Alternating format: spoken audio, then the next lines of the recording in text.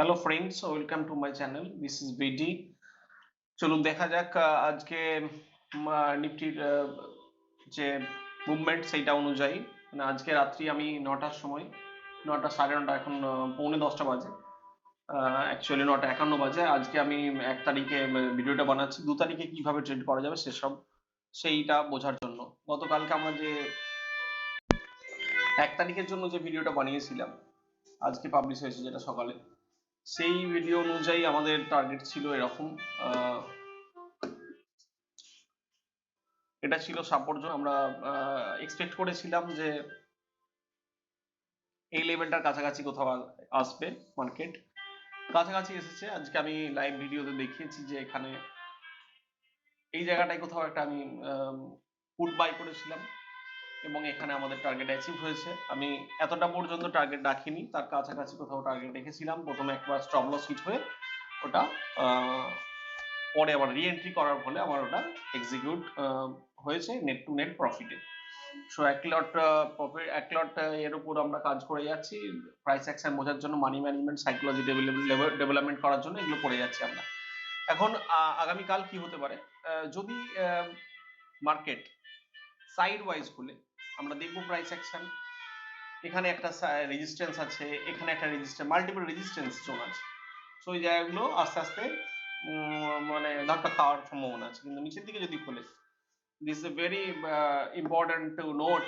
যদি এখন মার্কেট আছে 18,942, সেখান থেকে যদি নিচের দিকে 18,990 এর কাছাকাছি বন্ধ হয়েছে, মার্কেট যদি 50 পয়েন্ট যদি গ্যাপ ডাউন খুলে যায়, তাহলে কিন্তু এই লেভেলটা টেস্ট করবে।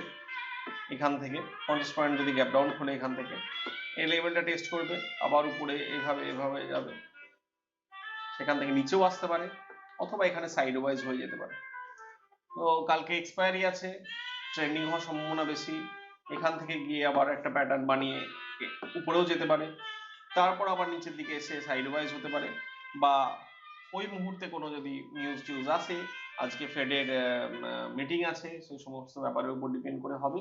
কিন্তু আমরা ওইসবের দিকে নজর রাখবো না, আমরা খেয়াল রাখবো যে এখানে প্রাইস অ্যাকশন কিরকম তৈরি হচ্ছে। যেমন প্রাইস অ্যাকশন তৈরি হবে সেরকম আমরা ট্রেড নেব, যারা আমরা ফিউচার বা অপশনে ট্রেড করি। এখন দেখা যাক এটা ডেইলি চার্টে কিরকম চার্ট প্যাটার্ন বানিয়েছে, একটু দেখে নিই। ডেইলি চার্টে যদি দেখি, এটা 15 মিনিট চার্টে কালকে যেমন দেখেছিলাম ঠিক সেই রকমের একটা প্যাটার্ন মনে হচ্ছে নাকি? এটা কি হয়েছে, উপর থেকে নামতে শুরু করেছে, এখানে একটা রিট্রেসমেন্ট হয়েছে, এখান থেকে আবার নিচের দিকে নেমেছে, এখানে পজ ক্যান্ডেল, 3টে রেড ক্যান্ডেল বড় বড়, আবার 2টো গ্রিন ক্যান্ডেল, তারপর আবার গ্যাপ আপ থেকে গতকালকে যেটা হয়েছিল এখানে আসছে। So this is a vital level, so far as I think this is a vital level.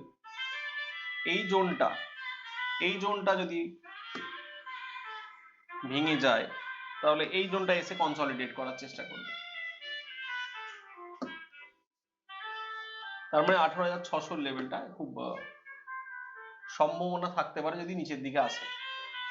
তো এখন এই উইকটা মেক অর ব্রেক একটা টাইম, এই উইকটা দেখতে হবে, সেইভাবে আমরা ট্রেড নেবো। এখন কোনোভাবেই বুলিশ ট্রেড আমরা অ্যাগ্রেসিভলি নেবো না।